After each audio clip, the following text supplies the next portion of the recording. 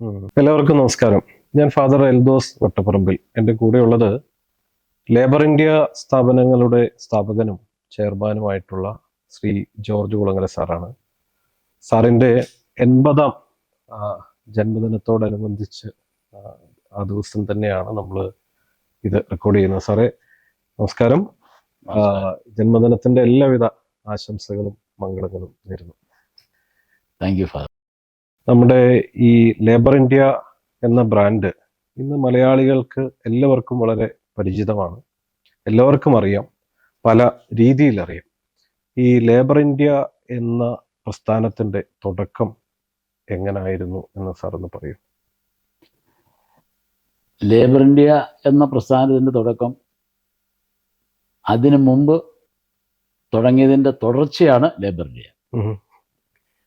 അതായത് 1969 ഞാൻ Pala cent Thomas കോളേജിൽ നിന്ന് ഗ്രാജുവേഷനായി. അതിനുശേഷം എൻ്റെ മനസ്സിലായ ആശയം സ്വന്തമായിട്ട് എന്തെങ്കിലും തുടങ്ങണം. അങ്ങനെ ഒരു വർഷം മുഴുവൻ ഇരുന്ന് ആലോചിച്ച് പ്രത്യേകിച്ച് ഒരു പരിപാടിയൊന്നും കിട്ടുന്നില്ല. അങ്ങനെ ആലോചനയുടെ ഫലമായിട്ട് എന്ത് ചെയ്തു, എനിക്കൊരു നല്ല വെളിപാടുണ്ടായി. വെളിപാട് എന്താണെന്ന് വെച്ചാൽ, ഒരു കോളേജിൽ കയറി പറ്റണ അന്നത്തെ കാലത്ത് വലിയ പാടാണ്, ഒരു സ്കൂളിൽ കയറി പറ്റണ വലിയ പാടാണ്. ഇപ്പോൾ സർക്കാർ ഉദ്യോഗസ്ഥർ ഞാൻ ടെസ്റ്റ് എഴുതി കിട്ടിയാൽ കിട്ടി, കിട്ടിയില്ല. അതുവരെ വെയിറ്റ് ചെയ്യാനുള്ള ക്ഷമയൊന്നും എനിക്കില്ല. അപ്പം 1, 2, 3 പറഞ്ഞ് എന്താകണം, ഒരു സ്ഥാനത്ത് എത്തണം. അത് ആലോചിച്ച് കഴിഞ്ഞപ്പോൾ ആകെ ഒരൊറ്റ വഴിയേ ഉള്ളൂ, ഒരു ട്യൂട്ടോറിയൽ കോളേജ് ആരംഭിക്കുക. എത്ര വയസ്സുണ്ടായിരുന്നു? അന്ന് എനിക്കൊരു 25, 26 വയസ്സ്. അപ്പോൾ ആ ട്യൂട്ടോറിയൽ കോളേജ് ആരംഭിച്ചാലുള്ള ഗുണം എന്ന് വെച്ചാൽ, ഒറ്റ രാത്രി കൊണ്ട് പ്രിൻസിപ്പലാകാം, ടീച്ചറാകാം, ക്ലർക്കാകാം, പിയൂണാകാം. ഇതെല്ലാം കൂടെ കൂടിയ ഒരവസ്ഥ, ഒരു ഉദ്യോഗം, ഒരു സ്ഥാനം വേറെ ആലോചിച്ചിട്ട് ഒരു രക്ഷയില്ല. അപ്പോൾ തന്നെ മാറ്ററൊക്കെ എഴുതിയുണ്ടാക്കി ആർട്സ് കോളേജ് എന്നും പറഞ്ഞൊരു ട്യൂട്ടോറിയൽ കോളേജ് സ്റ്റാർട്ട് ചെയ്തു. ഇവിടെ മരങ്ങാട്ടുള്ളി എല്ലാം മരങ്ങാട്ടുള്ളി എൻ്റെ ജന്മഗ്രാമമാണ്. അവിടെ പറ്റുള്ള കളിയില്ല. മരങ്ങാട്ടുള്ളിയിൽ നിന്ന് മരങ്ങാട്ടുള്ളി ഹെഡ് ഓഫീസ്, ന്യൂയോർക്ക്, ലണ്ടനൊക്കെ ബ്രാഞ്ച് എന്നുള്ള നിലയ്ക്കാണ് ചിന്താഗതി. അപ്പോൾ ആ ട്യൂട്ടോറിയൽ കോളേജ് അപ്പോൾ പോസ്റ്റ് അടുപ്പിച്ചു. എന്നിട്ട് ഞാനും എൻ്റെ അനിയനും എൻ്റെ വീട് പണിയുന്ന ഒരു ചെറുപ്പക്കാരനാണ്. ഞങ്ങൾ ഞങ്ങളുടെ പെട്രോൾ മാക്സൊക്കെ കത്തിച്ച് അവൻ്റെ തലയിൽ വെച്ച് കൊടുത്ത് പശയൊക്കെ ആയിട്ട് ഈ മരങ്ങാട്ടുള്ളി പ്രദേശങ്ങളിലുള്ള സ്ഥലങ്ങളിൽ കൂടി എല്ലാം രാത്രി പോയിട്ട് പോസ്റ്റർ ഒട്ടിച്ചു. ആർട്സ് കോളേജ് അവധിക്കാല ക്ലാസ്സാണ് ആദ്യം ആരംഭിക്കുന്നത്, വെക്കേഷൻ ക്ലാസ്. അത് ഇംഗ്ലീഷിൽ ഞാൻ പ്രീ ഡിഗ്രി കഴിഞ്ഞ കുട്ടികൾക്ക് വേണ്ടിയിട്ട്, അതോ പ്രീ ഡിഗ്രി ഏത് കുട്ടിക്കും ഇംഗ്ലീഷ് പഠിക്കണമെന്ന് ആഗ്രഹമുള്ളവർക്ക് ഇംഗ്ലീഷ് ഗ്രാമർ അടിച്ച് കലക്കി ഞാനങ്ങ് കാണാതെ പഠിച്ചു. റെനാൻ മാർട്ടിൻ എന്ന് പറഞ്ഞ് സെമിനാരിയിലൊക്കെ പഠിപ്പിച്ചുകൊണ്ടിരുന്ന ഒരു ഗ്രാമർ പുസ്തകമാണ് ഈ റെനാൻ മാർട്ടിൻ. അതൊരു കോപ്പി മേടിച്ചിട്ട് അതിൻ്റെ അകത്ത് ഇതെല്ലാം കൊണ്ട് ഒത്തിരി അത്യാവശ്യം ആം,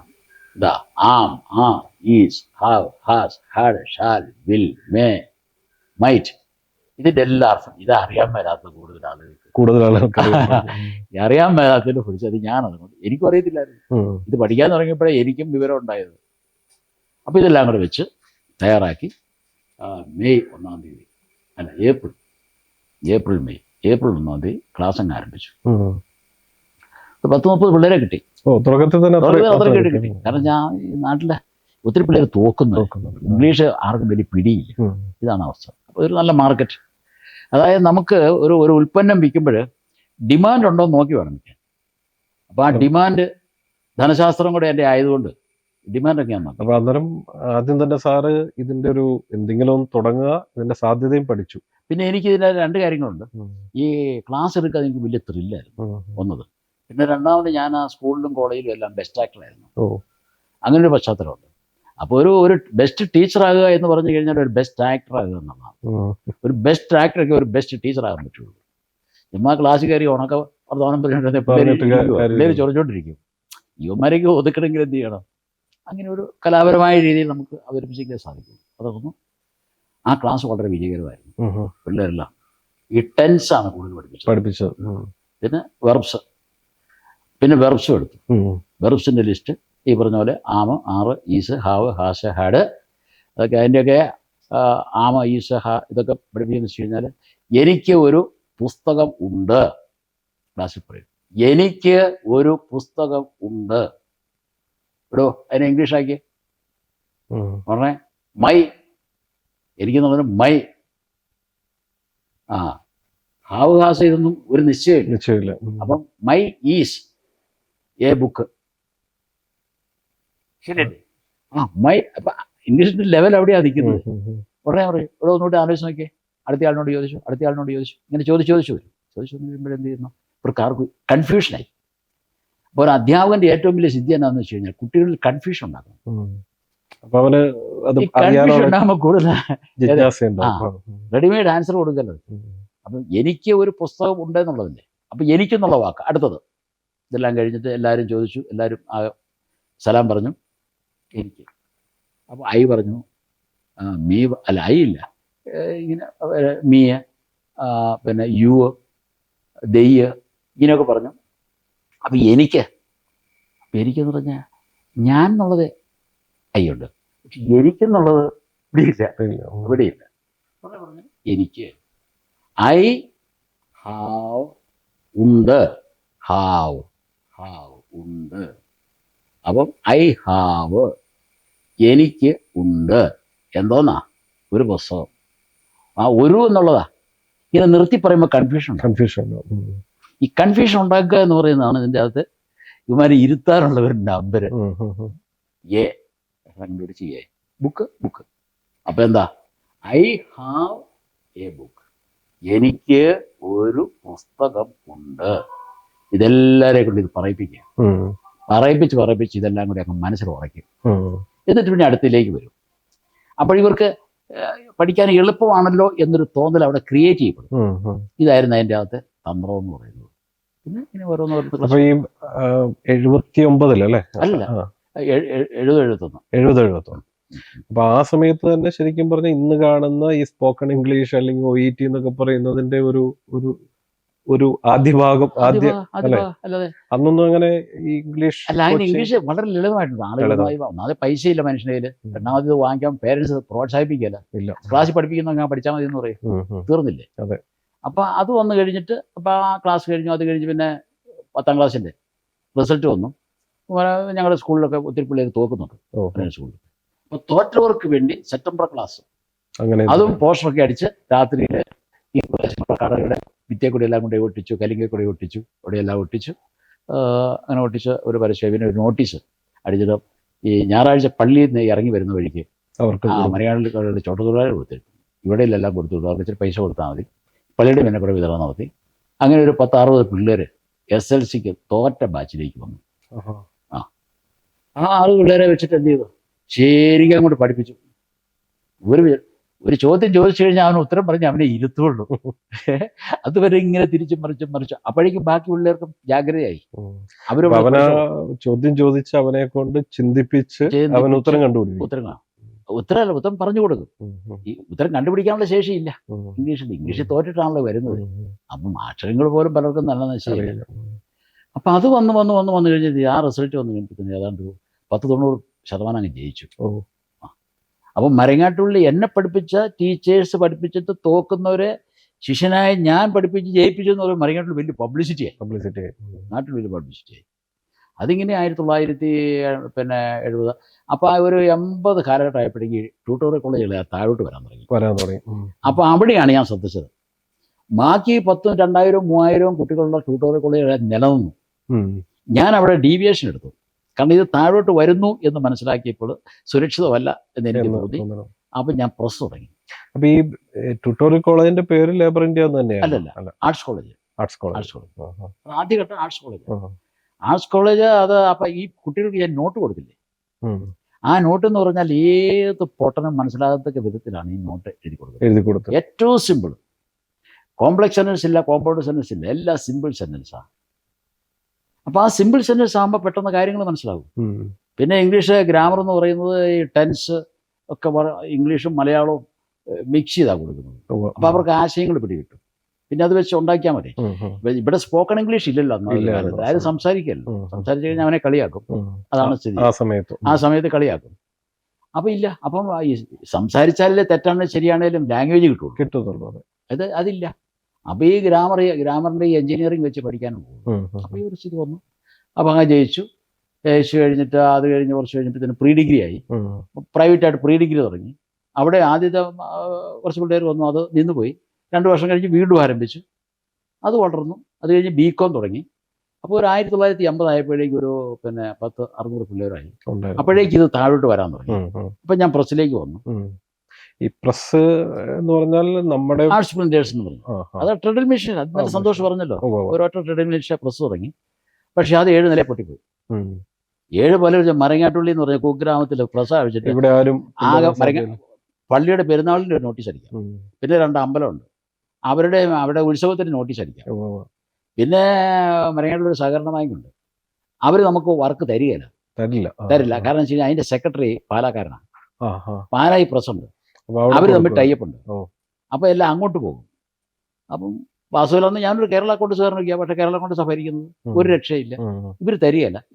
നമ്മളെന്തെങ്കിലും ഇവർ തന്നാൽ ഉണ്ടാക്കി കൊടുത്ത് അതിന് മുഴുവൻ 100 കുറ്റം പറയുകയും ചെയ്യും.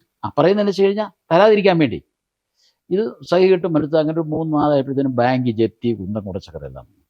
പക്ഷേ ഈ ബാങ്ക് മാനേജരും ഞാനും തമ്മിൽ വലിയ കമ്പനിയായിരുന്നു. അപ്പോൾ ഒരു 4 മണി കഴിഞ്ഞാൽ ഞാൻ ബാങ്കിൽ ചെല്ലും. സ്റ്റേറ്റ് ബാങ്ക് മാനേജറുമായിട്ടിരുന്ന് ഞങ്ങൾ കാപ്പി കുടിക്കും, പല കാര്യങ്ങൾ വരും, ഇങ്ങനെ കഴിക്കും, പിടിയൊക്കെ പറയും. ചിലപ്പോൾ അന്ന് വണ്ടിയില്ലാത്ത സമയത്തൊക്കെ എൻ്റെ ബൈക്ക്, എന്നിട്ട് ജാവ ബൈക്കുണ്ട്, സന്തോഷം പറഞ്ഞിട്ട് ബൈക്ക്. ഈ ബൈക്കെ പുള്ളിയെ കൊണ്ടുപോയി കരിങ്കുന്നത്ത് അങ്ങേരുടെ വീട്, അവിടെ കൊണ്ടുപോയി ആക്കും. വീട്ടിൽ ചെല്ലുമ്പോൾ ഗംഭീരമായ സദ്യയാണ് അവിടെ, ഗംഭീരമായ സദ്യ. അതെല്ലാം കഴിച്ചു. കാരണം ഞാൻ അവിടെ കൊണ്ടുപോയി ആക്കുന്നില്ല. അപ്പം ഈ ഒരു സൗഹൃദം ജെത്തി കുറച്ച് നീട്ടിപ്പോയി. സ്ട്രാറ്റജി പോയി. ലോൺ എടുത്തത് നമ്മുടെ പ്രോപ്പർട്ടി ഒക്കെ വെച്ചിട്ടായിരുന്നു. അതെ ജോലി എടുത്താ വർക്കില്ലെന്നേ. ജോലിക്കാർക്ക് കാശ് കൊടുക്കണ്ടേ, റെന്റ് കൊടുക്കണ്ടേ, റെന്റിനൊക്കെ എടുത്തത്. അപ്പം ഇത് വന്ന് കഴിയുമ്പോൾ തന്നെ ഇത് പിന്നെ പിടിച്ചിരിക്കാൻ നിവൃത്തിയില്ല. അവിടെയാണ് ഈ ക്രിട്ടിക്കൽ തിങ്കിങ് എന്ന് പറഞ്ഞ സാധനം. ക്രിട്ടിക്കൽ തിങ്കിങ് എന്നുള്ളത് ഞാൻ പഠിച്ചിട്ടില്ല, പക്ഷെ ഞാൻ അറിയാതെ തന്നെ ഉപയോഗിച്ചു. അടുത്ത ഡീവിയേഷൻ ആലോചിച്ച് കഴിഞ്ഞപ്പോഴെന്താണെന്ന് വെച്ച് കഴിഞ്ഞാൽ, ഞാൻ ഈ ട്യൂട്ടോറിയൽ കോളേജിലെ പിള്ളേർക്ക് നോട്ട് കൊടുത്തില്ലേ, ഈ നോട്ട് പ്രിന്റഡ് നോട്ട് കൊടുത്തിരുന്നു. ആ സമയത്ത് പ്രിന്റഡ് നോട്ട് കൊടുത്തു.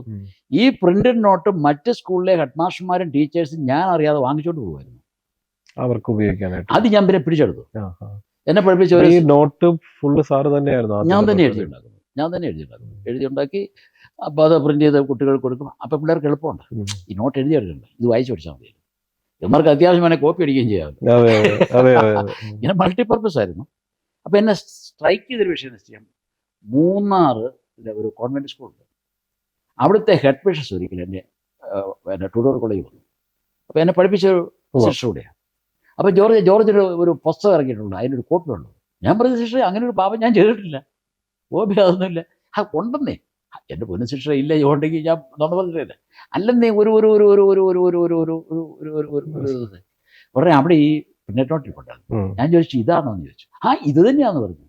അതെങ്ങനെയാ സിസ്റ്റർ ഇതാ പറഞ്ഞേ? ഇവിടെ പഠിച്ച ഏതോ പിള്ളേർ അവിടെ കൊണ്ടുവന്നത് ആ സ്കൂളിൽ. അത് ഈ സിസ്റ്റർ കണ്ടപ്പോൾ ഇത് നല്ലതാണല്ലോ എന്ന് തോന്നി. ഇത് വാങ്ങാൻ തന്നെ സിസ്റ്റർ ഇവിടെ വന്നു. ഞാൻ സ്ട്രൈക്ക് ചെയ്തു. ഡിമാൻഡ് ഇത് ചില്ലറ കളിയല്ലല്ലോ. അത് കഴിഞ്ഞപ്പോൾ അന്വേഷിച്ചപ്പോഴാണ് ബാക്കി പല ടീച്ചേഴ്സ് ഇത് വാങ്ങുന്നുണ്ടെന്ന് പിടി കിട്ടിയത്. സാധാരണ ഇപ്പൊ ജപ്തിയൊക്കെ എത്തുന്ന ഈ ഒരു സ്ഥാപനം തുടങ്ങി ജപ്തിയൊക്കെ എത്തി നിൽക്കുമ്പോൾ പലരും തോറ്റു മാറി നിൽക്കും അല്ലേ? നമ്മൾ അടുത്ത് ചിന്തിക്കുക. അവിടെയാണ് ഈ ക്രിട്ടിക്കൽ തിങ്കിങ് എന്ന് പറഞ്ഞാൽ 10 ലൈഫ് സ്കിൽസ് എന്നൊരു സംഭവം ഉണ്ട്. അത് ഞാൻ പിന്നെ പറയാം. 10 ലൈഫ് സ്കിൽസിലെ ഏറ്റവും പ്രധാനപ്പെട്ടതാണ് ക്രിട്ടിക്കൽ തിങ്കിങ്. അത് വിമർശനം. അതായത് ഒരു വിഷയം വന്നു കഴിയുമ്പോൾ അതിനെ വിമർശനാത്മകമായി കാണണം, പല ആംഗിളിൽ അതിനെ കാണണം, പല ആംഗിളിൽ നമ്മൾ ചിന്തിക്കണം. അപ്പം അതിൻ്റെ അകത്തൊരു പോസിറ്റീവ് വഴി ഉണ്ടാവും. അങ്ങനെ വരുമ്പോൾ അതിനെ നമുക്ക് പുറത്ത് കിടക്കാൻ ഒരു വഴി ഉണ്ടാവും. അതൊരു പ്രകൃതി നിയമമാണ്. ഒരു പ്രകൃതി നിയമമാണ്, ഈശ്വരൻ്റെ ഒരു വലിയ വരദാനമാണ്. പക്ഷെ അതിനൊരു മനസ്സ് വേണം, അങ്ങനെ ചിന്തിക്കാനൊരു മനസ്സ് വേണം. അപ്പം അതിനെ മനസ്സിനെ ഭാഗപ്പെടുത്തി എടുക്കണം. അപ്പോൾ അങ്ങനെ ആലോചിച്ച് കഴിഞ്ഞപ്പോൾ ഈ ഒരു കാര്യം ചെയ്ത് അപ്പോൾ അങ്ങനെ വെച്ച് കഴിഞ്ഞാൽ അന്ന് ഗൈഡാണ് മുഴുവൻ നിൽക്കുന്നത്. അന്ന് കേരളത്തിൽ മറ്റു ഗൈഡുകളുണ്ട്. അതെന്ന് വെച്ചാൽ ബി പബ്ലിഷേഴ്സ്. കേരളത്തിൽ ഏറ്റവും ലീഡിങ് ആയിരിക്കുന്നത് ബി പബ്ലിഷേഴ്സാണ്. മൂസാക്കുട്ടിയുടെ കോട്ടയത്ത്. പിന്നെ വിദ്യാർത്ഥി മിത്രമുണ്ട്, RCC ഉണ്ട്, ഇങ്ങനെ പല ഗൈഡുകളുണ്ട്. അപ്പോൾ ഈ ഗൈഡ് എല്ലാം കൂടെ വാങ്ങണമെങ്കിൽ 150 രൂപയാവും. അപ്പം ഞാൻ തിരിച്ച് കഴിഞ്ഞാൽ ഒരു പട്ട് തമാശ. അപ്പോൾ ഈ അന്ന് മംഗളം വാരിക ഇങ്ങനെ കൊടികുത്തി വാഴുന്ന കാലം. സമയമാണ്. ആ, മനോരമയൊക്കെ താഴെയാ, മംഗളം വാരിക. ഇത് 80-കളിൽ അല്ലേ? 80-ൽ. അപ്പോൾ ഇതെല്ലാം കൂടെ മനസ്സിലിങ്ങനെ സ്വരൂപിച്ച് വെച്ച്, അപ്പം മംഗളത്തിലെ ഒരു എക്സാമ്പിൾ എന്നാന്ന് വെച്ച് കഴിഞ്ഞാൽ അവിടെ സസ്പെൻസ് ഉണ്ട്. ഒരു 4-5 നോവൽ കാണും. ഒരു നോവലിൻ്റെ എന്തെന്ന് പറഞ്ഞു കഴിഞ്ഞാൽ പാപ്പച്ചൻ കയറുമായിട്ട് പ്ലാവിൻ്റെ കമ്പയിൽ ഇരിക്കുന്നു. മറിയക്കുട്ടി എന്ത് ചെയ്യണമെന്ന് അറിയാതെ മുകളിലേക്ക് നോക്കുന്നു. ശേഷം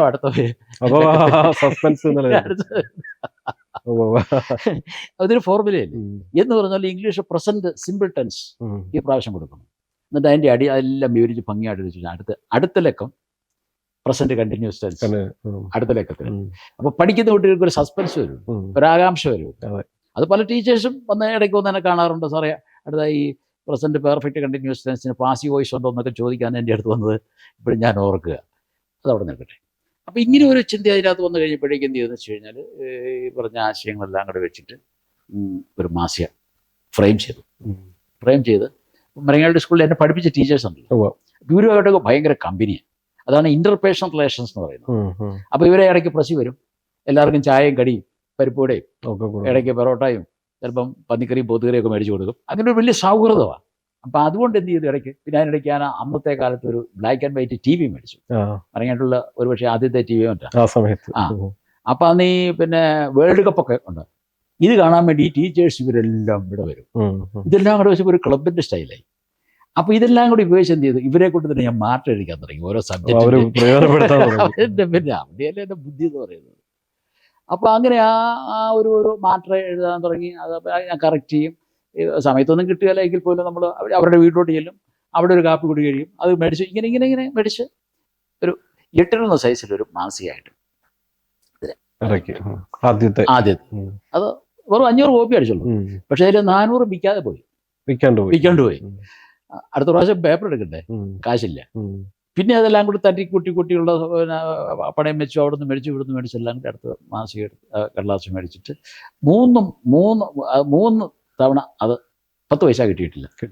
പക്ഷെ സ്കൂളിൽ ചെന്നാൽ പെട്ടെന്ന് കാശ് കിട്ടുകയില്ല. അത് നിങ്ങളിവിടെ വെച്ചു നോക്കോ, പിന്നെ തരാം. പിള്ളേർ വാങ്ങുമല്ലോ എന്ന് അറിയട്ടെ, നമുക്ക് എന്നാ പറയാൻ പറ്റുന്നത്. എന്താ പിന്നെ അങ്ങനെയാട്ടെ സാറേ. അപ്പൊ അന്ന് സാറ് പണ്ടൊരിക്കൽ പറഞ്ഞവർക്കുണ്ട്, ഈ ജാവ ബൈക്കായിരുന്നു സ്കൂട്ടർ ആയിരുന്നു അന്ന്. സ്കൂട്ടർ ജാവ ബൈക്ക് കഴിഞ്ഞിട്ടാ സ്കൂട്ടർ വാങ്ങിച്ചു. ഒരു സ്കൂട്ടർ. പിന്നെ അത് അപ്പോൾ എന്താണെന്ന് വെച്ച് കഴിഞ്ഞാൽ അപ്പോൾ ഇങ്ങനെ വന്നു കഴിഞ്ഞാൽ ഇത് വലിയ ഇഷ്യൂ ആണ്. ഒരു 3-4 ഇഷ്യൂ കഴിഞ്ഞാലേ നമുക്ക് സ്കൂളിൽ നിന്ന് പൈസ കിട്ടാത്തുള്ളൂ. അതുവരെ ഇത് റോൾ ചെയ്യണ്ടേ. ഇതെവിടെ നിന്ന് സംഭവിക്കും? അത് വലിയ ദുരിതപൂർണമായ ഒരു അവസ്ഥയായിരുന്നു. പിന്നെ നാട്ടിൽ നിന്ന് കിട്ടാവുന്നിടത്തോളം വാങ്ങുകയായിരുന്നു എല്ലായിടത്തും.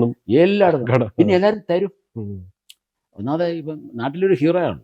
കാരണം പ്രിൻസിപ്പലല്ലേ, കോളേജ് പ്രിൻസിപ്പൽ. ഇവരുടെ എല്ലാ പിള്ളേരും നമ്മുടെ സ്കൂളിൽ പഠിക്കുന്നുണ്ട്.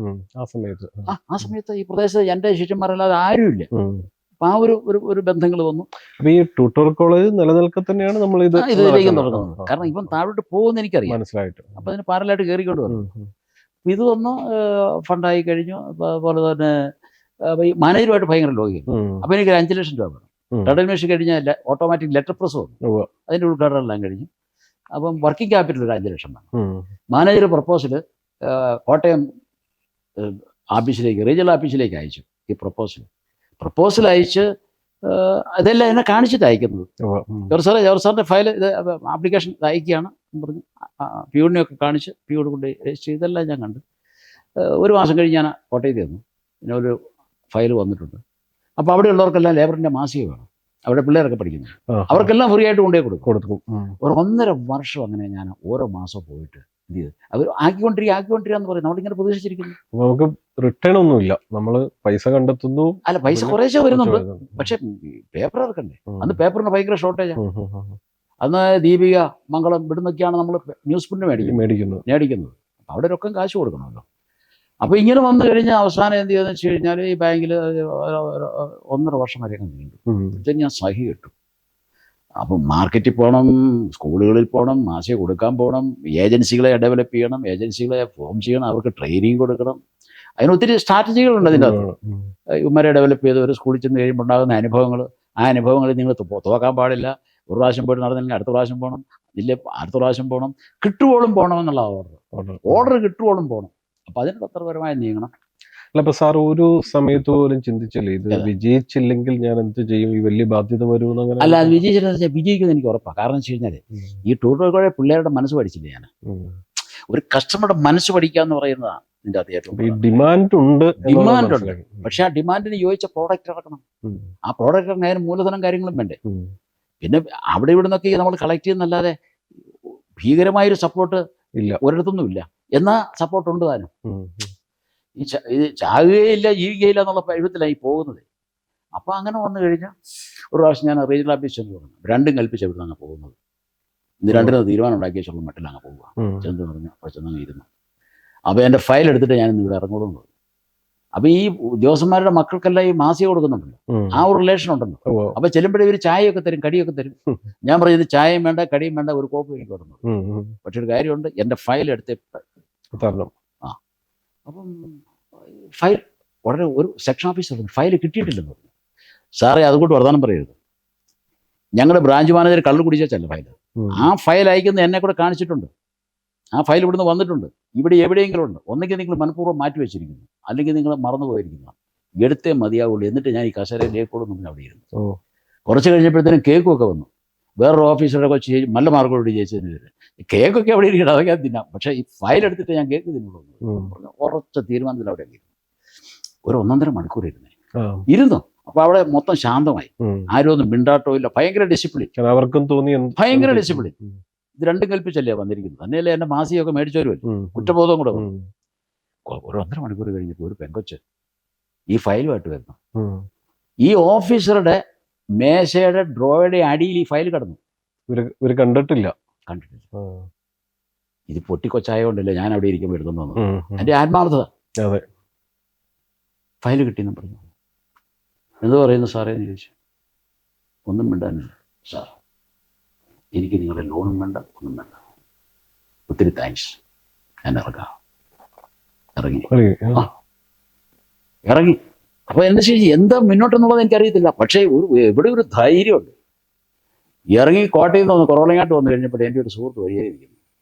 വണ്ടി നിർത്താൻ പറഞ്ഞു. ഇവൻ്റെ ചേട്ടനാണ്, ശശിയുടെ ചേട്ടനാണ് എൻ്റെ ഡ്രൈവർ ശശി. വണ്ടി നിർത്താൻ പറഞ്ഞു. ജോണി എന്ന് പറയും. ജോണി എങ്ങോട്ടാന്ന് ചോദിച്ചു. ജോണി ഫെഡറൽ ബാങ്കിന്റെ മാനേജരാണ്. അതായത് ഫെഡറൽ ബാങ്കിന്റെ കോട്ടയം സെക്ഷന്റെ ലോണിന്റെ ചാർജ് ജോണിക്ക്. ജോണി നമ്മുടെ സുഹൃത്താണ്. ജോണിയുടെ പിള്ളേരെല്ലാം നമ്മുടെ സ്കൂളിൽ പഠിക്കുകയൊക്കെ ചെയ്തത്. ജോണി സാറെ കൊണ്ടാന്ന് ചോദിച്ചു. ഞാൻ മരങ്ങളിലേക്കാന്ന് പറഞ്ഞു. എന്നാൽ ഞാനിവിടെ പോരാന്ന് പറയും. വണ്ടിയെ കയറി കഴിഞ്ഞപ്പോൾ ഞാൻ ചോദിച്ചു, ജോണി സാറേ ഫെഡറൽ ബാങ്കിന് ധൈര്യമുണ്ടോ എനിക്ക് ലോൺ തരാമെന്ന് ചോദിച്ചു. അതിനാ ജോർജ് സാർ അങ്ങനെ ചോദിക്കുന്നത്? ഞാൻ മറ്റേ ചരിത്രമൊക്കെ പറഞ്ഞു. കോട്ടയത്ത് പോയിട്ട് ആകെ കുളമായി. ചില നല്ല ഭാഷയിലൊക്കെ ഞാൻ പറഞ്ഞത്. അതുകൊണ്ട് നിങ്ങൾക്ക് ധൈര്യം ഉണ്ടെങ്കിൽ ഞാൻ നോക്കാൻ പറഞ്ഞു. ഇല്ല എന്നെ ചുമ്മാ ഉളപ്പരുതെന്ന് പറഞ്ഞു. പറഞ്ഞാൽ അതെന്നാ നോക്കാൻ പറഞ്ഞു. ഇതെല്ലാം കൂടെ പറഞ്ഞു കഴിയുമ്പോൾ പുള്ളി എന്ത് ചെയ്തു, ഇടയ്ക്ക് ഇറങ്ങേണ്ട ആളാണ് പുള്ളി. എന്നോട് പറഞ്ഞു ഞാനും കൂടെ പോരാന്ന് പറഞ്ഞു പബ്ലിക്കേഷനിലേക്ക്. പോരാൻ പറഞ്ഞു. വന്നു കഴിഞ്ഞിട്ട് ആ കാഷ് ബുക്ക് എടുക്കാൻ പറഞ്ഞു. ഉടനെ മാനേജർ എല്ലാ സെക്ഷനും ഉണ്ടല്ലോ. നമ്മളുടെ ആ കാഷ് ബുക്ക് എല്ലാം കൂടെ എടുത്ത് ജോലി സാറെ കാണിക്കാൻ പറഞ്ഞു. കാണിച്ചു. 1/2 മണിക്കൂർ കഴിയുമ്പോഴേ ജോലി സാറേ നമുക്ക് പാലായിക്കുന്നു പോവാം. എന്നാ പണിയെന്ന് ചോദിച്ചെന്നോട്. ഞാൻ പറഞ്ഞു എനിക്കിത് തന്നെ പണി, വേറെ എന്നാ പണിയിരിക്കുന്നത്, നമുക്ക് പാലായിക്ക് പോവാം. വണ്ടി എടുക്കാൻ പറഞ്ഞു. വണ്ടി എടുത്ത് പാലായി ചെന്ന് പാലാ ഫെഡറൽ ബാങ്കിൻ്റെ ഓഫീസിലൂടെ കയറി ചെല്ലുന്നത്. അപ്പം ഇവർ തമ്മിൽ ചെറിയ സംസാരിച്ചു. ഞാൻ ഈ കോട്ടയത്തെ ഇത് കാരണം എനിക്ക് ആകെ ഒരു എൻ്റെ മൂടൗട്ടാണ്. ഇവർ തമ്മിൽ സംസാരിച്ചിട്ട് ഈ പാലാ ബ്രാഞ്ചിൻ്റെ മാനേജർ തോമസ് കുട്ടി എന്ന് പറയും. അപ്പോൾ ചോദിച്ചു ജോർജ് സാറേ ഞാനും കൂടെ നിങ്ങളുടെ കൂടെ പോരാന്ന് പറഞ്ഞു. പോരാൻ പറഞ്ഞു. ഇവിടെ വന്നു കഴിഞ്ഞിട്ട് ബുക്കെല്ലാം കൂടെ എടുത്ത് കാണിച്ചു കഴിഞ്ഞിട്ട് പറഞ്ഞു. അപ്പോൾ വൈകിട്ടേ ഞങ്ങൾക്ക് ഇച്ചിരി കഞ്ഞി വേണമെന്ന് പറഞ്ഞു. കഞ്ഞിയോ ബിരിയാണിയോ പൊറോട്ട എന്നാ വേണമെന്ന് തരാമെന്ന് പറഞ്ഞു. അപ്പം ഞാൻ പറഞ്ഞു ഞാൻ മടുത്ത് ഞാനൊന്ന് കിടക്കാമെന്ന് പറഞ്ഞു. അതിൻ്റെ അകത്തൊരു മുറിയുണ്ട്, ബെഡ്റൂമൊക്കെ ഉണ്ട്. ഞാൻ അവിടെ കിടന്നു. 1 മണിയായി ഭക്ഷണമൊക്കെ കഴിച്ചു. അതിനുശേഷം ഇവർ അവിടെ ഇരുന്ന് വർക്ക് ചെയ്തു. 1 മണിയായപ്പോൾ എന്നെ വിളിച്ചിട്ട് പറഞ്ഞു ജോർജ് സാറേ നാളെ എന്നാ പരിപാടി? ഇത് തന്നെ എൻ്റെ പരിപാടി, നാളെ നമുക്ക് ആലുവായ്ക്ക് പോകണം പറഞ്ഞു. എന്തിനാണെന്ന് ഞാൻ ചോദിക്കണം. കാരണം എൻ്റെ സുഹൃത്താണ്. അപ്പം ഇവരെ എന്നെ ഹെൽപ്പ് ചെയ്യാനുള്ള ഒരു ആറ്റിറ്റ്യൂഡാണെന്നും എനിക്ക് മനസ്സിലായി. പിന്നെ ചോദിക്കേണ്ട കാര്യമില്ല. ശരി, രണ്ടുപേരും വീട്ടിൽ കൊണ്ടുപോയി വിട്ടു. പിറ്റേ ദിവസം രാവിലെ മറ്റേ ജോണി എന്ന് പറഞ്ഞ ആളിനെ ചെന്ന് എടുത്തുകൊണ്ട് വന്നു. ഞങ്ങൾ പാലായി ചെന്ന് പാലാ മാനേജറുടെ വീട്ടിലേക്കാണ് പോകുന്നത്. അവിടെ ചെന്നപ്പോൾ നല്ല ഒന്നാന്തരം ബ്രേക്ക്ഫാസ്റ്റ് റെഡിയാണ്. അപ്പോൾ ഇതൊരു പോസിറ്റീവാണല്ലോ, ഒരു പോസിറ്റീവ് സൈനാണ് കാണുന്നത്. ബ്രേക്ക്ഫാസ്റ്റ് ഞങ്ങൾക്ക് ആലുവ ചെന്ന് ഗസ്റ്റ് റൂമിൽ എന്നെ ഇരുത്തി. എന്നിട്ട് TV രണ്ടും കൂടെ അകത്തോട്ട് പോയി. അകത്തോട്ട് പോയി ഒരു 1.5 മണിയായപ്പോൾ ഇറങ്ങി വന്നു സാറേ 15 ലക്ഷം രൂപ സാങ്ഷനാന്ന് പറഞ്ഞു. അപ്പൊ അങ്ങനെ സാറ് ലോണിനൊക്കെ ശ്രമിച്ചു, കിട്ടില്ല എന്ന് വിചാരിച്ചിരുന്നിടത്ത് വഴിയിൽ നിന്ന് ഒരാളെ കാണുന്നു, ആള് വണ്ടിയിൽ കയറുന്നു. അവിടെ ദൈവത്തിന്റെ ഒരു ഇടപെടല്, അദ്ദേഹത്തിന് തരാനുള്ളൊരു മനസ്സ്, അതുപോലെ സാറിന്റെ ഒരു വലിയ ലക്ഷ്യബോധം, ഒരു അതെല്ലാം കൂടെ ചേർന്ന് വന്നപ്പോ ആ ലോൺ പാസ്സാവുകയാണ്. പിന്നീട് 5 ചോദിച്ചെടുത്ത് 15 കിട്ടും. 15 കിട്ടി. 3 ഇരട്ടിയാണ് കിട്ടുന്നത്. പിന്നീട് എന്ത് സംഭവിച്ചു? അല്ല, അത് കഴിഞ്ഞ് പിന്നെ ഒരു കുതിപ്പാ. അപ്പൊ ഇഷ്ടം പോലെ പേപ്പർ ഗോഡൌണി വന്നു ആ ഏരിയ അതിൽ. പിന്നെ പ്രൊഡക്ഷന്, എഡിറ്റിങ്, മാർക്കറ്റിങ്ങിലേക്ക് ഫോക്കസ് ചെയ്താൽ മതി. അപ്പൊ അങ്ങനെ പിന്നീട് നമ്മൾ മാഗസീൻ ഇറക്കി തുടങ്ങി. പിന്നെ അതിൻ്റെ അകത്ത് വളരെയധികം ഇന്നോവേഷൻ വന്നു. ഇന്നോവേഷൻ എന്ന് പറഞ്ഞു കഴിഞ്ഞാൽ നിരന്തരമായിട്ട് റേഡിയോയിൽ പരസ്യം, വായിച്ച് രസിച്ച് പഠിച്ച് ജയിക്കാൻ, ലേബർ ഇന്ത്യ മാസിക, ഇങ്ങനെയുള്ള ക്യാപ്സ്യൂൾസ്. ആ സമയത്ത് തന്നെ എനിക്ക് തോന്നുന്നു നമ്മള് ഈ കേരള ഗവൺമെന്റ് നമ്മുടെ മാഗസിൻ ശുപാർശ ചെയ്യുന്ന ഒരു സംഭവം ഉണ്ടായിരുന്നു. അത് 2 തരത്തിലുണ്ട്. ഒന്ന് ശുപാർശ ചെയ്തു, അത് കഴിഞ്ഞ് അതിനെ വെട്ടിക്കളയുകയും ചെയ്തു. പിന്നെ കഴുത്ത് വെട്ടി കുറെ കഴിഞ്ഞ്. ആദ്യം എന്ന് വെച്ച് കഴിഞ്ഞാൽ അന്ന് ഇത് തുടങ്ങി മുന്നോട്ട് വന്നപ്പോൾ T. N. Jacobs education minister. അപ്പൊ അദ്ദേഹത്തിന്റെ ഒരു സെക്രട്ടറി ഉണ്ട്, PS ഇഗ്നേഷ്യസ് എന്ന് പറയും. അദ്ദേഹം കല്യാണം കഴിച്ചത് എൻ്റെ കൂടെ കോളേജിൽ പഠിച്ച എൻ്റെ ഒരു കൂട്ടുകാരിയാണ്. അപ്പം അങ്ങനെ ചില കണക്ഷൻസ് വന്നു. അപ്പോൾ ഈ വിഷയം ഇഗ്നേഷ്യസ് സംസാരിച്ച്, അപ്പം പിന്നെ ടി. എൻ. ജേക്കബായിട്ട് സംസാരിക്കാമെന്ന് പറഞ്ഞു. നമ്മുടെ ടീമിനെ എഡിറ്റോറിയൽ ബോർഡുള്ള ഒരു ടീമിനെ തിരുവനന്തപുരത്ത് വിട്ടു. അപ്പോൾ എന്ത് ചെയ്തു, സ്കൂളുകളിലെ ലൈബ്രറികളിലേക്ക് ഇത് വാങ്ങാമെന്നും കൂടി ഒരു റെക്കമെൻഡേഷൻ ലെറ്റർ തന്നു മിനിസ്റ്ററുടെ. അത് ഇവിടെ കൊണ്ട് അതിൻ്റെ ഫോട്ടോ കോപ്പി എടുത്തു. ഇതെല്ലാ സ്കൂളിലേക്കും സാമ്പിൾ കോപ്പിയും ഈ ലെറ്ററിന്റെ കോപ്പി കേരളത്തിലെ എല്ലാ സ്കൂളിലേക്കും. അപ്പോൾ ആ സ്കൂളുകളുടെ മുഴുവൻ അഡ്രസ്സ് കളക്ട് ചെയ്തു. അതിനുള്ള മെഷറി ടീമുണ്ട് നമുക്ക്. ഇപ്പം എല്ലാ ഡിപ്പാർട്ട്മെന്റിൽ നിന്നുള്ള ആൾക്കാരുണ്ട്. നമുക്കൊരു കമാൻഡ് കൊടുത്താൽ മതി. അപ്പോൾ ആ അഡ്രസ്സ് വെച്ചിട്ട് ഇങ്ങനെ അപ്പോഴത്തേനും 100-200 ജോലിക്കാരുണ്ട്. സ്കൂളിൻ്റെ മുന്നിൽ അഡ്രസ്സ് എഴുതിയിട്ട് മുഴുവൻ പോസ്റ്റ് ചെയ്ത് സാമ്പിൾ കോപ്പി എല്ലാം കൂടെ അയച്ചു. കടലിൽ കല്ലിടുന്ന പോലെയാണ് സംഭവം. പക്ഷെ അതിൻ്റെ അകത്തുനിന്നൊരു 10-20% ഓർഡർ കിട്ടിയാൽ മതി. അങ്ങനെ കിട്ടിക്കൊണ്ടിരുന്നു. അതൊരു വശം വന്നു. അത് കഴിഞ്ഞ് പിന്നെ എന്ത് ചെയ്തു, ടിവിയിലെ റേഡിയോയിലെ പരസ്യം, പിന്നെ മനോരമയിൽ ഇഷ്ടം പോലെ പരസ്യം വന്നു, പത്രത്തിലൊക്കെ പരസ്യം വന്നു. പരസ്യം വന്ന് മണി ഓർഡർ വന്നു, വാർഷിക സംഖ്യ. അത് ഒരു ദിവസം ഒരു 8,000-10,000 ഒക്കെ മണി ഓർഡറാണ് മരങ്ങാട്ടുള്ളിലോട്ട് വന്നുകൊണ്ടിരുന്നത്. പോസ്റ്റ് ഓഫീസിൽ ആകെ ഒരു പോസ്റ്റ് മാസ്റ്ററുണ്ട്, ഒരു ക്ലർക്കും ഉണ്ട്. ഇവരെന്നാ ചെയ്യും, പോസ്റ്റ് മാസ്റ്റർ പൂരാ തെറി തുടങ്ങി തന്നെ. അവർ ഇത് മുഴുവൻ രജിസ്റ്റർ ചേർക്കണ്ടേ, രജിസ്റ്റർ ചേർക്കണ്ടേ, അതുപോലെ സീലടിക്കണ്ടേ, പ്രശ്നമായില്ലേ. അതിന് കാശെല്ലാം കൂടി ഉണ്ടാക്കി കൊണ്ടുവന്നിട്ടുണ്ട്. അപ്പം ഞാൻ ബുദ്ധിമുട്ട് ഞാൻ മനസ്സിലാക്കി. അപ്പം ഞാൻ ഒരു ദിവസം പോസ്റ്റ് ഓഫീസ് ചോദിച്ചിട്ടുണ്ട്, സാർ വഴക്കൊന്നും ഉണ്ടാക്കണ്ട, സാറിന് എന്താ വേണ്ടേ, ഞാൻ സാറിന് എന്ത് എന്ത് ഹെൽപ്പാണ് ചെയ്ത് കേട്ടത്. 2 ജോലിക്കാരെ വിടാവൂന്ന് ചോദിച്ചു. 2 ഞാൻ 5 വിടാവുന്നത്. ഒരു 5 പേരെ അങ്ങ് വിട്ടു. നിങ്ങളോട് പോയി എഴുതാൻ പറഞ്ഞു. എഴുതാൻ അറിയാവുന്നവരൊക്കെ വിട്ടു, പൂരിപ്പിക്കാൻ തുടങ്ങി. അപ്പോൾ പുള്ളി ഹാപ്പിയായി. അപ്പം അതവർ വരവില്ല. പക്ഷെ ഇതെല്ലാം കൂടെ പോസ്റ്റിൽ അയക്കണ്ടേ. അപ്പം ഇതെല്ലാം കൂടെ പൊതിഞ്ഞ് കെട്ടി അഡ്രസ്സ് എഴുതി വീണ്ടും ഈ പോസ്റ്റ് ഓഫീസിൽ കൊണ്ടുവരണം. ഇത് മുഴുവൻ സീലടിച്ചുകൊണ്ടേ കയറ്റി വിടാൻ. പിന്നെ ഇയാൾ ചീത്ത തുടങ്ങി. ഞാൻ പറഞ്ഞു, സാർ ചീത്തയൊന്നും വേണ്ടെന്നേ, സാറ് കാര്യം പറ. വീണ്ടും 4-5 ജോലിക്കാരെ അങ്ങ് വിട്ടു. അപ്പോൾ അവരെല്ലാം കൂടെ കൂടി അപ്പോഴെന്താ ലോറിയലായി മാസിക പോസ്റ്റ് ഓഫീസിലോട്ട് കൊണ്ടുചെല്ലുന്നു. ആ സമയത്തേക്ക് അത്രമാത്രം ആയി. ഇതങ്ങോട്ട് കൊത്തിക്കല്ല. അതായത് പിന്നെ മാസിക 83-86 ആയപ്പോഴേക്കും കത്തക്കയറാൻ 86-87 എന്ന് പറഞ്ഞു കഴിഞ്ഞാൽ അങ്ങോട്ട് പോക്കറ്റ് പോലെ കയറാൻ തുടങ്ങി. അപ്പം 1ാം നില വേണം. മരങ്ങാടി ടൗണിൽ പള്ളിക്കട്ടത്തിന്റെ 1ാം നിലയില ഈ ഗ്രൗണ്ട് ഫ്ലോറിലല്ലേ ഈ പോസ്റ്റ് ഓഫീസ്. അപ്പം ലോറിയത് ഇത് എറിഞ്ഞ് മുകളിൽ എത്തിക്കണം. ഇത് സീലെല്ലാം കൂടി അടിച്ച് താഴെ ലോറിയെ പിടിച്ചിട്ട് ലോറിയത് കോട്ടയത്ത് എത്തിക്കണം. കോട്ടയം ഹെഡ് പോസ്റ്റ് ഓഫീസിൽ പോസ്റ്റ് ചെയ്യാനായിട്ട് വലിയൊരു പ്രോസസ്സായില്ലേ. അപ്പോൾ പോസ്റ്റ് ഓഫീസുകാർ മൊത്തം തലവേദന. അപ്പോൾ റീറ്റെയിലും ഹോൾസെയിലുമായിട്ടാണ് തെറിയ എനിക്കിഷ്ടം കിട്ടിക്കൊണ്ടിരുന്ന സമയത്ത്. അല്ല, അപ്പൊ ഈ ഗവൺമെന്റ് ആദ്യം ഇതിനെ ശുപാർശ ചെയ്തു. പിന്നീട് അവരെന്തുകൊണ്ട് അത് ഇല്ലില്ല, ഇതങ്ങ് വളർന്നില്ലേ. വളർന്നു കഴിഞ്ഞിട്ട് ഏതാണ്ട് ഒരു ഒരു ഒരു ഒരു ഒരു ഒരു പിന്നെ 83 ഒരു 90 കാലഘട്ടങ്ങളായി കഴിയുമ്പോഴേക്കും അപ്പോഴത്തേനും കേരളത്തിലെ എല്ലാ ജില്ലകളിലും ആയി. പിന്നെ ഞാൻ എല്ലാ ജില്ലകളിലും പോയി പരസ്യം ഏജൻസികളെ റിക്വസ്റ്റ് ചെയ്തു.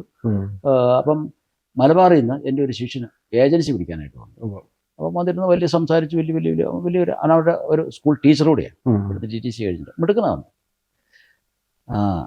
അവനെ ഞാൻ വിടുവോ? അവൻ പറഞ്ഞു കാസർഗോഡ് ജില്ലയുടെ ഏജൻസി വേണം. ശരി, തന്നിരിക്കുന്നു. അവൻ അത് കൃത്യമായിട്ടൊക്കെ ചെയ്തു. അത് കഴിഞ്ഞ് പറഞ്ഞു സാറേ കണ്ണൂരോടെ തരാമെന്ന് ചോദിച്ചു. അപ്പോൾ നീ കണ്ണൂരും പിടിച്ചോ. അത് കഴിഞ്ഞ് പിന്നെ ചോദിച്ചു കോഴിക്കോട് തരാമെന്ന്. ശരി, കോഴിക്കോട് പിടിച്ചു. ഇതെല്ലാം കൂടെ 3 ജില്ല പിടിച്ചു. ഇവിടുന്ന് 2-3 ലോറിയരി മാസേ പോകുന്നത്. അപ്പോൾ ഒരു പിന്നെ പട്ടാളത്തിൽ നിന്ന് റിട്ടയർ ചെയ്ത ഒരു ഓഫീസറെയാണ് ഞാൻ മാർക്കറ്റിംഗ് മാനേജറായിട്ട് വെച്ചിരിക്കുന്നത്. അപ്പോൾ ഇവിടുന്ന് ലോഡ് കയറി പോകുമ്പോൾ ചെക്ക് മേടിക്കണമെന്ന് പറഞ്ഞിട്ടുണ്ട്.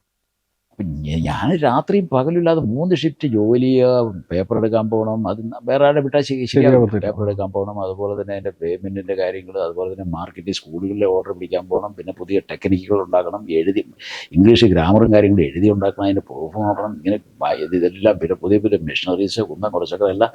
അന്ന് ഈ മരങ്ങാട്ടുള്ളി ടൗണിൽ നിന്ന് ജസ്റ്റ് 2.5 കിലോമീറ്റർ വീടുള്ളൂ. 2-3 മാസം കൂടുമ്പോഴാണ് ഞാൻ വീട്ടിൽ പോകുന്നത്. അപ്പോൾ രാജേഷാണ് 1.5 വയസ്സേ ഉള്ളൂ. ഇവനെ ഒന്ന് കാണണമെന്ന് വലിയ ആഗ്രഹം, നിവൃത്തിയില്ല, പോകാൻ പറ്റുന്നില്ല. 3 ഷിഫ്റ്റും വർക്കാ.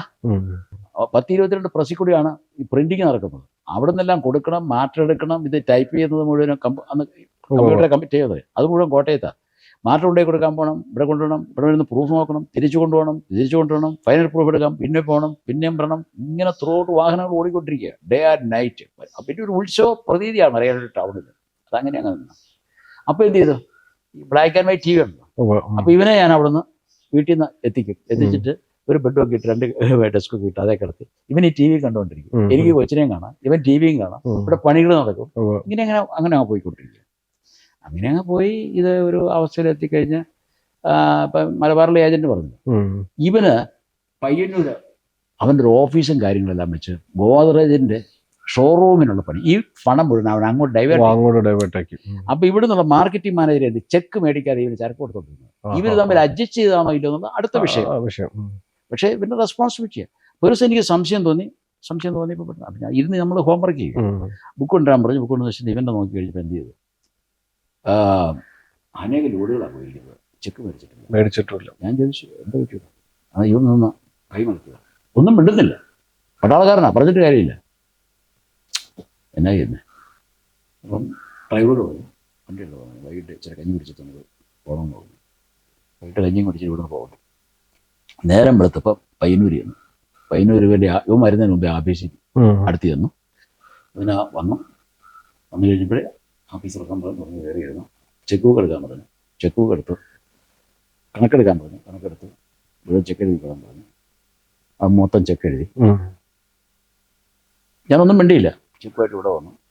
അതിൽ ഏതാണ്ട് ഒരു 50 ലക്ഷം രൂപയോളം ഉണ്ടായിരുന്നു അന്നത്തെ കാലത്ത്. മോർ ദാൻ 30 years back എന്ന് വിചാരിക്കണം. തകരാൻ വേറെ വല്ലതും വേണോ? ഇവിടെ വന്നു 50,000 രൂപയുടെ ചെക്ക് പാസ്സായിട്ടുണ്ട്. ബാക്കിയുള്ള ചെക്കിന് സ്റ്റോപ്പ് മെമ്മോ കൊടുത്തു. എന്നിട്ട് കോടതിയിലോട്ട് കേസ് കൊടുത്തു. ഞാൻ മലബാറിലെ ലേബർ ഇന്ത്യ മാസിക അവൻ്റെയാണ്, ഞാൻ ഡിസ്ട്രിബ്യൂട്ട് ചെയ്യാൻ പാടില്ലെന്ന്. നമ്മൾ മറുപടി പറയാതിരിക്കാൻ പറ്റുമോ? അവൻ്റെ അന്ന് കോടതി കേസ് കൊടുത്താൽ പിന്നെ എന്നാ ചെയ്യുന്നത്? നമ്മൾ അല്ല എന്ന് ഞാൻ പ്രൂവ് ചെയ്യണ്ടേ? പിന്നെ അതിൻ്റെ പുറകെ പയ്യന്നൂർ കോടതിയിൽ, പിന്നെ കാസർഗോഡ് കോടതിയിൽ, എറണാകുളം ഹൈക്കോടതിയിൽ, പാലാക്കോട് 4 കോടതിയിൽ അറ്റ് എ ടൈം കേസാണ്. കേസൊക്കെ നടന്നുകൊണ്ടിരുന്നു. അത് 2 കൊല്ലം കേസ് നടന്നു. ഇവനെന്ത് പോയി DPA കണ്ടു. പിന്നെ ഇവൻ അധ്യാപനം കൂടെയാണ്, അധ്യാപക സംഘടനയൊക്കെ ഉണ്ടല്ലോ. ആ ഒരു DPA കണ്ടിട്ട് ഇത് സ്കൂളുകളിൽ വിൽക്കാൻ പാടില്ല എന്ന് DPA കൊണ്ട് ഓർഡർ അടിച്ചു. അപ്പോൾ നേരെ നെഗറ്റീവ് വന്നില്ല. അപ്പോൾ ടീച്ചേഴ്സിന് കൺഫ്യൂഷനായി. അപ്പോൾ ടീച്ചേഴ്സിന് പണിഷ്മെൻറ്റ് കിട്ടും, ഗവൺമെൻറ് ഓർഡർ ധിക്കരിക്കാൻ പറ്റും. പക്ഷേ കുറേ ടീച്ചേഴ്സൊക്കെ കൊടുത്തു. പക്ഷേ ഒത്തിരി ടീച്ചേഴ്സ് പറഞ്ഞു സാറേ ഇതൊന്ന് ക്ലിയർ ആകാതെ ഇനി നിവൃത്തിയില്ല. അപ്പോഴത്തേന് ഇത് ഡൗൺ ആയി. കിട്ടാനുള്ള കാശ് മാസിക ബ്ലോക്ക് ആകുന്നു. മറ്റ് ജില്ലകൾ, കേരളം മൊത്തം ഇത് ബാധിച്ചു. അവസാനം വീണ്ടും തിരുവനന്തപുരം പോയിട്ട് അന്ന് NN ജോസഫ് സാറ് വനം വകുപ്പ് മന്ത്രിയാണ്. പുള്ളി എന്നെ പാലക്കാട് പഠിപ്പിച്ചത്. ഞാൻ ഈ മാസികയായിട്ട് സാറിനെ പോയി കണ്ടു തിരുവനന്തപുരത്ത്. പുള്ളിയുടെ വീട്ടിൽ പുള്ളി മാസികയെല്ലാം അങ്ങോട്ട് നോക്കിയിട്ട് പറഞ്ഞു, ജോർജ് ഇത് ഗൈഡല്ലേ, ഇതെങ്ങനെയാണ് പിള്ളേർക്ക് കൊടുക്കുന്നത്? ഞാൻ പറഞ്ഞു സാറേ ക്ഷമിക്കണം, ഞാൻ പിന്നെ അവിടെ പറഞ്ഞിട്ട് കാര്യം കൂടിയാണ്, മിനിസ്റ്ററാണ്. അപ്പോൾ എന്നെ കൂട്ടിക്കൊണ്ട് പോയ പുള്ളി ആകെ വീട്ടിലായി. ഇദ്ദേഹത്തിൻ്റെ PS ആണ് എന്നെ കൂട്ടിക്കൊണ്ട് പോയത് ഗുരുനാഥൻ്റെ അടുത്ത്. ഞാൻ പറഞ്ഞു, എടോ താൻ എന്താ പണിയാണ് കാണിച്ചു കഴിഞ്ഞാൽ എന്നെ എന്നോടൊന്നും പറഞ്ഞിട്ട് കാര്യമില്ലൊന്നും. സാറേ വിഷമിക്കണ്ട, വേറെ പണിയുണ്ടെന്ന് പറഞ്ഞു. അന്ന് കെ ചന്ദ്രശേഖരനായിരുന്നു എഡ്യൂക്കേഷൻ മിനിസ്റ്റർ. കെ ചന്ദ്രശേഖരൻ, അദ്ദേഹം മരിച്ചുപോയി. നമുക്ക് ചന്ദ്രശേഖരനെ കാണാമെന്ന് പറഞ്ഞു. ആട്ടെന്ന് പറഞ്ഞു. അദ്ദേഹം വല്ല കാര്യം ഒരു പരിചയമില്ലാത്ത മനുഷ്യല്ല, അത് നമുക്ക് ഒന്ന് കണ്ടു കളയാമെന്ന് പറഞ്ഞു. ചെന്നു ഈ മാസിക കൊടുത്തിട്ട് അപ്പം എന്നാ എൻ്റെ കൂടെ ഉള്ള പുള്ളിയുടെ ജോർജ് എന്ന്, എന്നാ ജോർജ് പക്ഷേ, അപ്പം മനുഷ്യ ഇന്നുപോലൊരു പ്രശ്നമുണ്ട്, ഒരു മാസികയാണ്, അപ്പോൾ അത് DPI ഇത് സ്കൂളിൽ വിൽക്കാൻ പാടില്ല എന്ന് ഓർഡർ ഇട്ടിരിക്കുക. പുള്ളി ഇത് മറിച്ച് നോക്കി വെച്ച് പറഞ്ഞാൽ അറിയോ, ഇതൊക്കെയല്ലേ പിള്ളേർക്ക് കൊടുക്കണ്ടേന്ന്. ഗുരുനാഥൻ പറഞ്ഞത് നേരെ, ഇങ്ങനെ ഇതൊക്കെയല്ലേ പിള്ളേർക്ക് കൊടുക്കണ്ട. എന്താ ഹൈക്കോടതിയിലെ വലിയ ലോയർ കൂടിയാ ഈ ചന്ദ്രശേഖരനെ. അപ്പോൾ എന്നോടോ വേണ്ടേന്ന് ചോദിച്ചു. സാറേ DPI ഓർഡർ ഒന്ന് റദ്ദ് ചെയ്ത് കിട്ടിയാൽ മതി എന്ന് പറഞ്ഞു. അതിനൊരു കള്ളാസം എഴുതി തരാൻ പറഞ്ഞു. അവിടെ നിന്ന് തന്നെ ഒരു കള്ളാസം മേടിച്ച് എഴുതി കൊടുത്തു. ക്വസ്റ്റ്യൻ പുള്ളി അതിൻ്റെ അടിയിൽ എഴുതി വെച്ചു, 7 ദിവസത്തിനുള്ളിൽ, ഒരാഴ്ചക്കുള്ളിൽ ഈ ഓർഡർ ക്യാൻസൽ ചെയ്തിട്ട് റിപ്പോർട്ട് ചെയ്യാൻ പറഞ്ഞു. അപ്പൊ അങ്ങനെ വീണ്ടും നമ്മള് പിന്നെ തിരിച്ചു അന്നേരത്തേക്കും ശരിക്കും സ്കൂളുകളിലെ കുട്ടികളിലേക്കൊക്കെ ജാമായി. പക്ഷെ എല്ലാവർക്കും പരിചയമുണ്ട്, ജാമായി. അപ്പൊ എന്ത് ചെയ്ത് ഓർഡർ കിട്ടിയില്ലേ. അപ്പൊ ഞാൻ ഹൈക്കോടതി വേറെ കേസ് കൊടുത്തിട്ടുണ്ട്. പക്ഷെ ഈ ഓർഡർ കിട്ടി കഴിഞ്ഞാൽ പ്രശ്നം തുറന്നു. അപ്പൊ ഇയാൾ അതിന്റെ പേരിൽ 2 മാസം അവധി എടുത്തു. ഈ ഓർഡർ ഇയാളുടെ കൈ കൊണ്ട് തന്നെ തിരിച്ചു പോകുന്നുണ്ട്. അത് അയാളുടെ വിഷയം ചെയ്തിട്ട് തിരിച്ച് ഓർഡർ കിട്ടി. വീണ്ടും ഈ ഓർഡർ വെച്ചിട്ട് വീണ്ടും അയച്ചു. പിന്നെ ഒരു കുതിച്ചുകയറ്റമായിരുന്നു. ശരിക്കും കുട്ടികൾക്ക് അത് വായിക്കാൻ പിന്നെ ഇത് വെച്ചിട്ട് പിന്നെ എന്ത് ചെയ്യാൻ തുടങ്ങി, സംസ്ഥാന യൂണിവേഴ്സിറ്റി പാരലായിട്ട് ലേബർ ഇന്ത്യ കലോത്സവങ്ങളെ ജില്ലാ തലത്തിലും സംസ്ഥാന തലത്തിലും അതിൽ പങ്കെടുക്കുന്നവർക്കെല്ലാം ഫ്രീ ആയിട്ട് ഭക്ഷണം,